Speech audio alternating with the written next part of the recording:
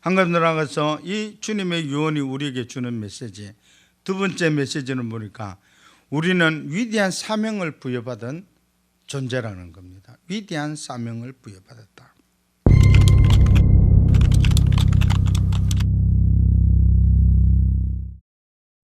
그래서 오늘 주님께서 그렇게 말씀하시잖아요.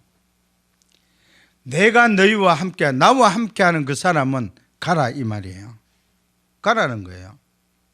그래서 오늘 우리에게 정말 예수님이 거하는 그 사람에게는 구체적으로 행동할 것을 오늘 요구하고 계시는 거죠. 여러분, 복음은요, 결코 가만히 앉아서 복음이 전해지는 것은 아니에요. 여러분, 이 복음서도 그렇고요, 사도행전은 바로 이 복음의 확장성을 이야기해 주는데, 이 복음이 확장될 때 보면 가만히 앉아서 복음이 확장된 거 절대 아니에요. 그곳에서는 수많은 핍박과 사단의 그런 방해 가운데서도 이 복음, 생명의 복음을 가지고 주님의 약속의 말씀을 붙잡았던 그 사람들이 그 말씀에 순종해서 갔기 때문에 이루어진 거예요. 그래서 가서 수많은 고난과 또 순교와 또 수많은 어려움과 역경들을 뛰어넘어서 그 복음이 선포되니까 아무리 사단이 그 복음을 막았지만 하나님께서는 우리의 입술을 통하여 선포되어지는 그 복음을 통해서 하나님은 일을 하셔서 지금 2000년이 넘으니까 오늘 우리에게도 이 복음이 들어왔다, 이 말이에요. 여러분, 2000년 전에 예수님이 이 말씀을 하실 때 제자들이 거기 모였던 한 500여 사람이 됐다고 그러거든요. 그 중에서 이 대한민국이 있다는 사실을 한 사람이 있을까요, 없을까요? 그런 거 고민하면 답이 안 나와요. 이 대한민국이 있다는 것을 안 사람이 있어요, 없어요? 아무도 없죠. 어떻게 알아요? 그런데 말이죠, 오늘 그곳에서 예수님의 말씀을 받았던 이 사람들이 예수님이 가라고 하니까 그냥 간 거예요. 가다 보니까 어디까지 왔어요? 우리나라에까지 온 거잖아요. 그래서 능력은 어디에서 나오나 하면 아는 데서 나오는 게 아니에요. 능력은 순종을 통해서 능력이 나오는 겁니다. 부족하지만 정말 인간적으로 따지면 얼마나 부족해요. 바울도 그래서 죽을 뻔을 수없이 하잖아요. 그런데도 부족하지만 가는 거니까 순종하니까 그 순종을 통해서 하나님이 오늘 온 열방 가운데 이 복음이 선포되어지고 온 열방의 백성들이 주님 앞으로 나오게 된 거죠. 순종이 능력인 줄로 믿습니다. 그래서 주님께서 제일 우리에게 처음 말씀하신 게 뭐가 하면 전도적 사명을 주는 거죠. 이거는 예수 믿는 사람, 목사에게 주는 거 절대 아니에요. 목사뿐만이 아니라 예수 믿는 모든 사람들에게 동일하게 주시는 말씀이죠. 왜냐하면 성경이 목사만 읽으라고 주는 건 아니잖아요. 성경은 바로 여러분들이 읽는 하나님의 말씀이잖아요. 여러분을 향한 하나님의 음성이잖아요. 하나님이 우리에게 동일하게 말씀하신 음성이기 때문에 이것은 여러분, 우리 예수 믿는 모든 어느 누구든지 여기에서 비켜갈 수 없이 모두가 순종해야 될 사명이라는 거죠.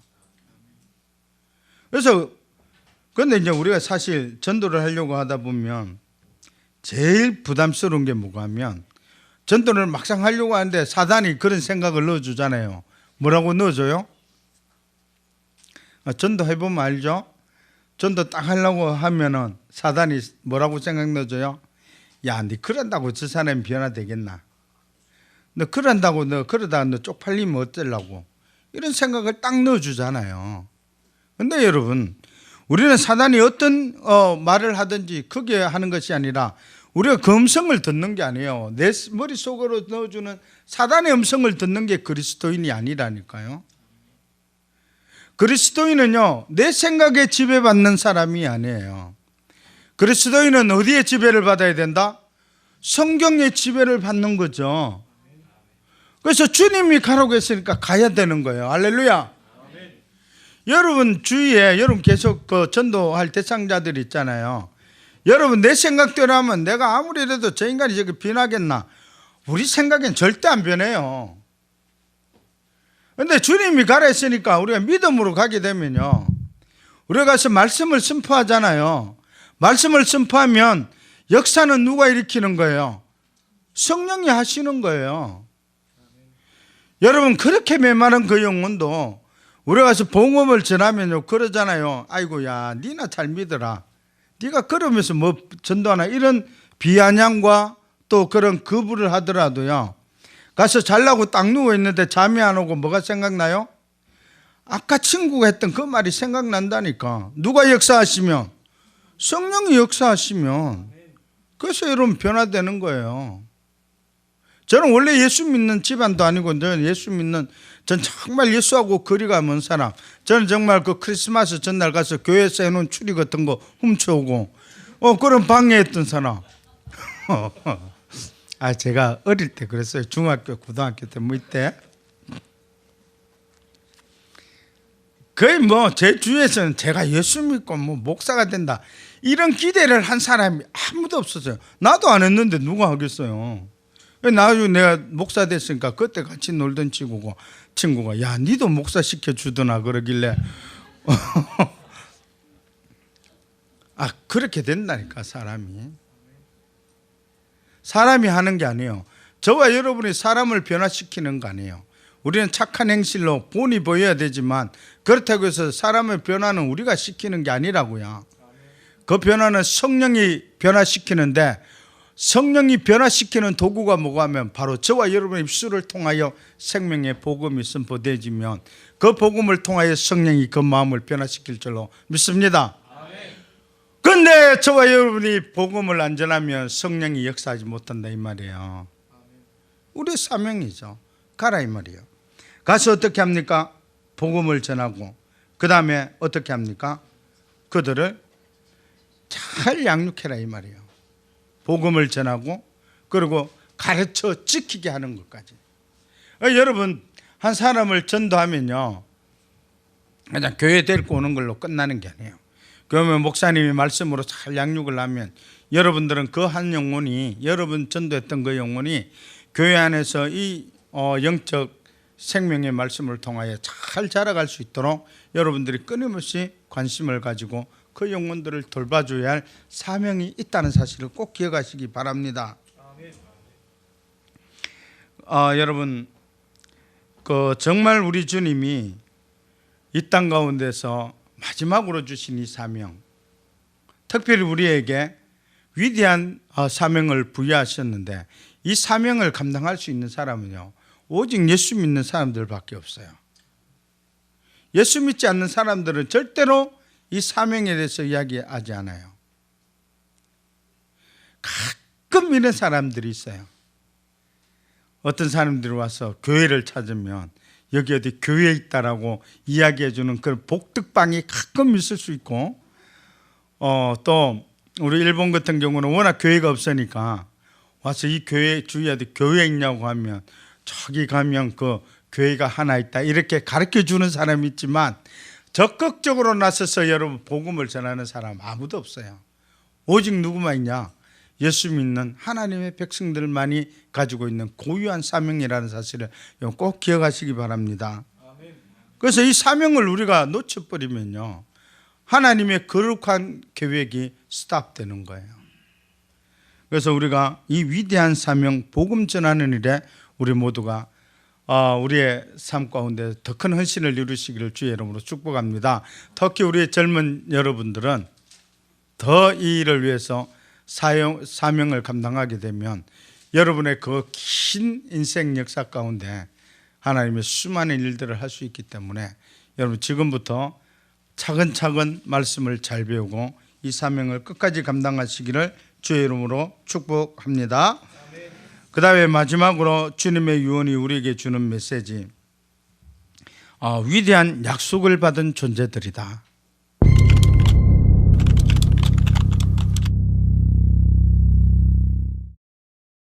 여러분 우리나라 팀은 아니지만 우리 한국 사람들이잖아요. 열렬히 응원했던 축구팀이 있습니다. 누구예요?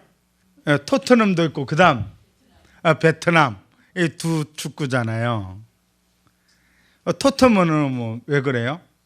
손흥민 때문에 그렇고요. 베트남은 박항서 감독 때문에 그렇잖아요. 그런데 여러분, 이 베트남의 축구는요, 정말 얼마나, 이번에 축구하는 거, 그 응원하는 거 보셨죠? 이 사람들이요, 자기 나라 국기만 드는 거 아니잖아요. 어디 국기? 우리 한국 국기도 들고 응원하잖아요. 여러분, 이 박항서 감독의 별명이 있어요. 이 박항서 감독의 리더십이 어떤 리더십? 어떤 별명을 가지고 있어요? 아빠 리더십. 그 다음에 어미닭의 리더십이라고 하잖아요. 그래서 이번에 축구할 때도 어떻게 나중에 퇴장당하잖아요. 왜? 3대0으로 이기고 있으니까 상대방 선수들이 베트남 선수들에게 태클을 걸고 하는데 심판이 그거 눈 감고 가주거든요. 그때 박항서 감독 뭐 다이얼 찌르니까 또 알잖아. 머리도 싹 까진 분이 가가지고 막 이렇게 하니까 나중에 탁 해서 퇴장. 근데 여러분, 이 퇴장 당하고 나니까 어떡해요? 더 인기가 좋잖아요. 그 베트남에 난리 났대잖아요. 이 퇴장 당하는 것 때문에. 진짜 아빠 리더십이라고. 왜냐하면 이 박항서 감독은 뭐 자기 감독은 당연히 1등석 자리니까. 그런데 그 다친 선수가 있으면 그 선수를 1등석에 태우고 자기가 그 2등석에 와서 앉아가잖아요. 이 사람들이 아는 거예요. 박항서 감독은 자기의 아님보다 누구를, 자기 선수들을 더 보호하고 정말 아버지와 같은 마음으로 그들을 리드해 가는 거죠. 그런데 이 박항서 감독보다 더 철저하게 우리를 보호하시고 인도하시는 분이 계십니다. 그분이 바로 우리의 아버지 되시는 하나님이신 줄로 믿습니다. 그분은 성령 하나님으로 우리 가운데 오셔서 지금도 우리와 함께 하실 뿐만이 아니라 우리가 이 복음을 들고 나가서 복음을 전가하는 그 시간 동안에도 그분은 한 번도 우리 눈에서 없어지지 아니하시고 그분은 끝까지 우리와 함께 동행하시며 우리를 지키시고 또 피할 길을 허락하시고 그래서 우리가 끝까지 주의 사명을 감당하시도록 그분이 우리와 함께 하신다는 사실을 여러분 꼭 기억하시기 바랍니다. 여러분, 이 박 감독은요, 계약이 끝나면 아무리 그렇게 해도요, 끝나요. 옛날에 우리 히딩크 보세요. 살딩크라고 그러잖아요. 그런 명예 한국인의 그 지위도 얻었지 않습니까? 근데 계약 기간이 끝나니까 뭐 끝나는 거죠. 박항서 감독도 그럴 거예요. 근데 여러분, 우리 하나님은 오늘 약속을 하시잖아요. 위대한 약속을 하시는 거예요. 자, 우리 20절 한번 읽어보실까요? 20절 시작. 내가 너에게 분부한 모든 것을 가르쳐 지키게 볼지어다 내가 세상 끝날까지 너희와 항상 함께 있으리. 그렇죠. 우리 주님은요, 정말 우리를 인도하시고 우리를 어미닭처럼 품으시는 우리 주님은 박항서 감독처럼 어떤 한정되어 있는 그런 존재가 아니라 세상 끝날까지 언제든지 우리가 이 땅에서 사명을 다하는 그날까지 우리를 결코 떠나지 아니하시고 우리가 이 땅을 떠나는 사명을 다하여 이 땅을 떠나는 그 순간까지 우리가 항상 함께 있으리라 위대한 약속을 하시는 거예요. 할렐루야. 여러분이 어떤 존재라고요? 이런 위대한 약속을 부여받은 그런 존재라는 사실을 여러분 좀 아셔야 돼요. 주님 이렇게 말씀하셨는데 누구만 모른다고? 누구만 몰라요? 예수 믿는 우리만 모른다니까. 정말 예수 믿는 사람들이 몰라요. 정말 예수 믿는 사람이 우리가 이렇게 위대한 약속을 부여받은 새로운 존재라는 사실을 모르는 거죠. 그러니까 신앙생활 하다가 어떻게 해요? 조금 어려우면 하나님 원망하고 목사 원망하고 교회 원망하고 조금 어렵고 내 마음에 안 들면 어떻게 해요? 그냥 좌절해 버리고, 조금 어떤 삶의 인생에 있어서 고난과 문제가 오면 하나님이 죽었다고 그러고, 이게 뭐 물론 근본적으로 하나님과의 관계가 잘못된 거지만, 그러나 정말 예수를 만난 사람들도 이 하나님이 우리에게 준 이 위대한 약속을 잊어버리면 우리의 삶의 자리는 언제든지 그렇게 추락할 수 있다. 이런 경각심을 우리는 꼭 가지셔야 될 것 같습니다. 저는 선교사로 여러 지역을 다녔습니다. 선교사 사실 여러 지역을 다녔다는 게 자랑할 거리가 아닌데, 어쨌든 여러 지역을 하나님이 가게 하셔서 세상 여러 곳에 다녔습니다만, 그러나 여러분, 어떤 일을 가든지 하나님은 저희와 함께 하셨고, 또 우리가 어려움을 당할 점에 또 피할 길을 내셔서, 지금 이렇게 또 건강하게 설교도 하잖아요. 피할 길 안 줬으면 좀 미얀마에서 딱 순교했을 텐데, 어째 보면 그게 또 더 영광이었을지 모르죠 뭐. 그런데 어쨌든 또 피할 길을 주셔서 여러분들은 그 예배도 드릴 수 있는 거잖아요. 우리 인생은요, 우리가 계획하는 거 절대 아니에요. 우리 인생은 우리가 계획하는 것이 아니라 하나님이 우리에게 주신 그 사명을 감당하는 그때까지가 우리 인생의 종결점을 여러분 꼭 기억하시기 바랍니다. 나 언제 죽을까? 여러분 그거 고민하세요? 그거 왜 고민하세요? 여러분 나 언제 죽을까? 그거 고민 안 하셔도 돼요. 왜 고민 안 하셔도 되는지 아십니까? 우리 죽을 날은 딱 정해졌기 때문에 그래요. 여러분 죽을 날이 언제예요? 안 죽어봤으면 모르지 뭐. 저는 알아요. 제가 언제 죽을지. 전 정말 제가 언제 죽을지 알아요. 언제 죽겠어요? 또 오늘 하지 말고, 오늘 차 운전도 해야 되는데, 제가 죽을 날은 분명히 정해져 있어요. 언제가 하면 내가 이 땅에서 주께서 받은 사명이 끝나는 그 시간, 그 시간이 내가 죽는 거예요. 그래서 우리가 이 땅에서 호흡하는 동안에는 뭘 해야 돼요? 그냥 사는 게 아니에요. 우리가 이 땅에서 호흡이 있는 동안에는 주께서 내게 주어진 사명, 바로 복음을 증거하고 땅끝까지 이르러 하나님 나라를 확장해 가는 것, 그것이 우리가 이 땅을 살아야 할 당연한 삶의 모습인 줄로 믿습니다. 이런 삶을 사는 우리 시즌교회 모든 지체들이 되시기를 주의 이름으로 축복합니다. 기도하시겠습니다. 아버지 하나님 감사합니다.